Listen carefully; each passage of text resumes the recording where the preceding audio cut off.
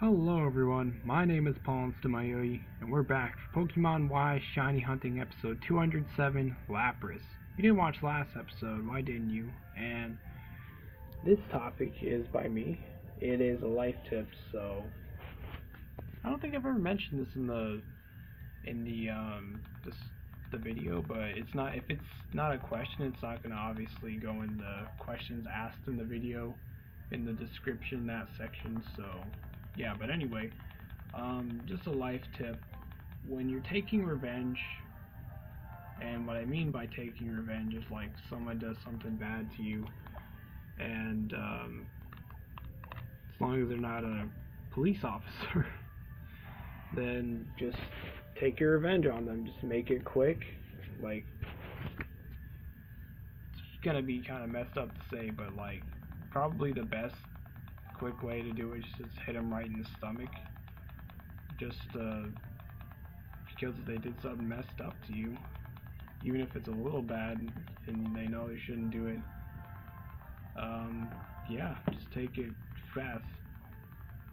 Don't go slow, because it's just like messed up if you drag out the pain. But that's pretty much the life tip, because you wouldn't really, I don't know how to explain it. Like,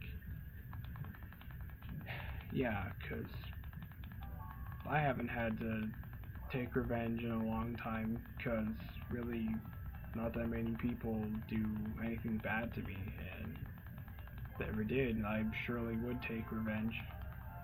The only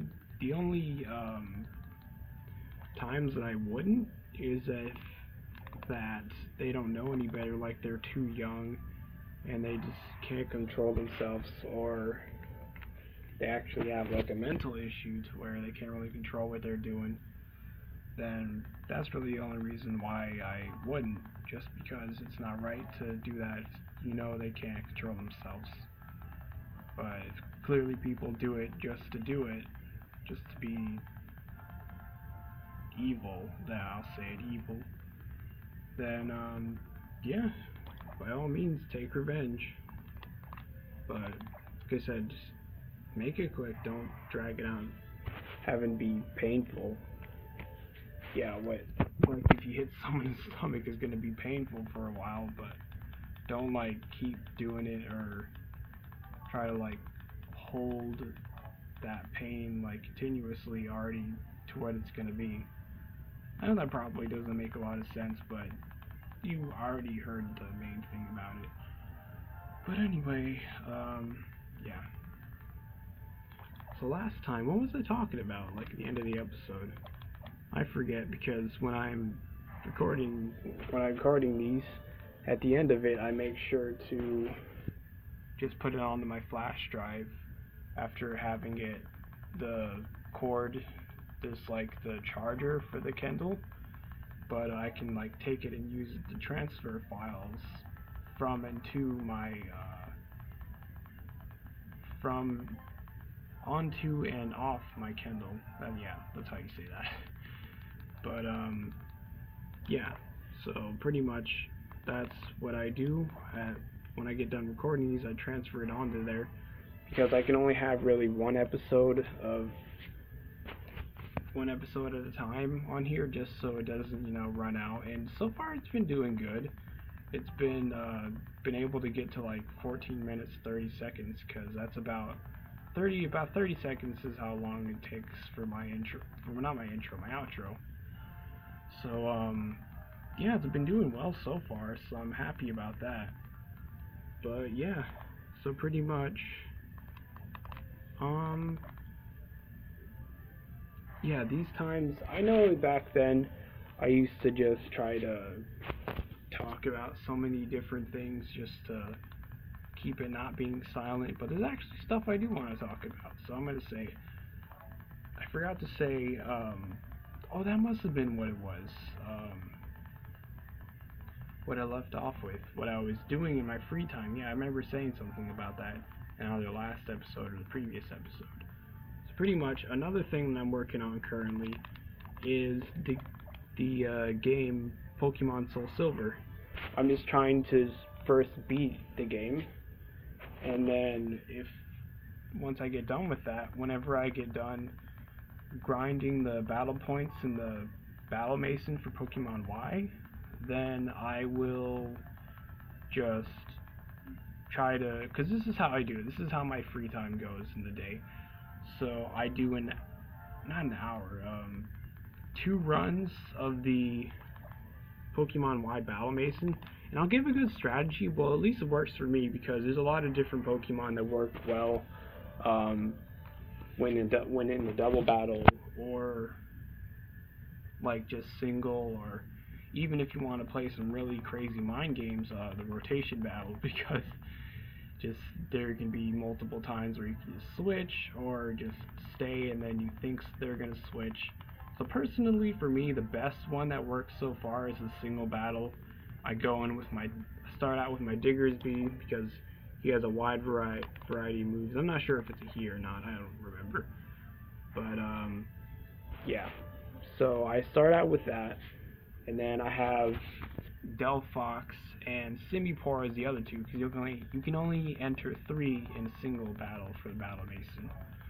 So that's how I've been pretty much earning them up. I've got all the way to the 20th, the boss, but I got so close that there was I don't know if it's the same Pokemon each time, but there was a Wigglytuff that just was barely able to survive. It was my Simipour versus the Wigglytuff, and yeah, it was close. I almost was able to pull that off, because when you beat those, you get a whole 20 battle points, and that might not sound like a lot, but it is, because for the normal one, the normal single battle and just the other normal modes, you only get 1 battle point all the way up to the 10th battle, 10th win streak, and then after that, right when it hits the 11th, you'll get 2 for each.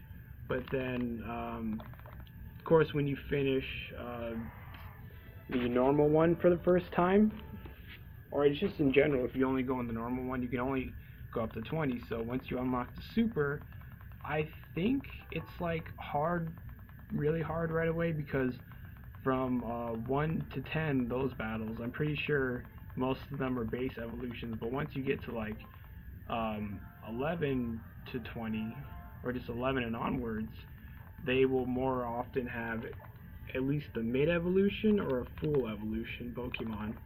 So it's pretty tough, but especially because I want to collect 12 Focus Ashes, it takes about, I think it's 552 is what I'm trying to save up for the battle points.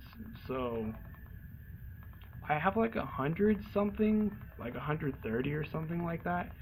But anyway, pretty much that's what I'm working on for that, and I do about 2 runs, as long as they're decently, I've been doing a decent amount of them, and then I go to once I get done with that, I do what's it called? I play Pokemon Soul Silver for an hour, whether it's just grinding or actually just continuing on with the story, because with me, if you don't know, when I play a Pokemon game, say I started out with, well, yeah, pretty much all of them for the main Pokemon games start out with level 5. Pretty much whatever my first battle is, like say I'm playing Pokemon Fire Red, and then the first battle in that game would actually be against your rival right after you choose your starter. Pretty much his name is Blue, his normal name, but you can just like name him to other stuff. But anyway, right when you choose your starter, like when you go down and try to get past the bookcases in the lab, then he battles you. So pretty much on my documents, I would have that as I fought a level 5 right there. So anything that is past level 5, I would have my my Pokemon be trained to, like say if I fought a level 6, I would go against a level 6. But there's also the cases where if I just like go in the grass and I don't have a rival battle right away, I say if I find like level 2, then I'll put that as I fought level 2, and then if I fight my rival later on, and they have like a level 5, then I would have to train 3 more levels. So I don't know if that makes sense to you or not. So it's pretty much any time I see an increase of levels, except for besides the exceptions for legendaries to which they have super high levels already, I'll just not count that. And also the ones that are, I think there's only in some of the Pokemon games that they have these crazy high level Pokemon, but they're not supposed to be that strong at all. Like pretty much any Pokemon could take it down. But if I remember, there was like in Pokemon Fire Red and Leaf Green, in the Silph Co, there was this one scientist that they were like part of Team Rocket, but they had like I think the normal levels around there was like level 30, but that scientist had like a level 45 Magnemite and stuff like that. I think it's really supposed to be able to kill easily, so that's why I don't count those as well. It's kind of like in the, I know they're not legendary Pokemon, but there's no reason to grind up against that. So that's pretty much how I play the Pokemon games, because I know I could just keep going without having to train until I actually get freaking destroyed, and then I have to train because I can't continue without really training. But I just do that ahead of time just so I don't lose that often. I don't know, I think I just hate to not lose in these kind of games, because it's really frustrating because you lose money and all that. And yeah, because early on it's not really a great way to make money unless there's like a Pokemon that you can easily get that has pickup, like Zigzagoon mainly. But yeah, so pretty much that's how I do those. So that's why they usually take a long time to complete. So yeah, but I'm working on that right now. I am currently almost done training. I'm trying to get my Pokemon. I only have like 2 more left to get to 25, and I'm gonna head on to I forget what the town is called. I think it's called Azalea Town. I'm pretty sure it's called Azalea Town. But anyway, yeah, I'm training there, and then I'll head on into the forest to continue the game.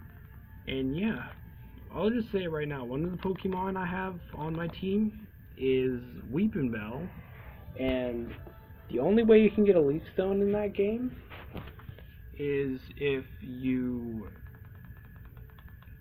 I think the main way is that there's this one specific trainer below what's the city called? The one where Whitney is in? Goldenrod City, that's what it's called, Goldenrod. So right below that in the route, there's a veteran trainer to where you have to battle, and then she asks if you can have her phone number after, because not every trainer asks that you can register their phone. But every once in a while, she'll call you and she'll give you an item.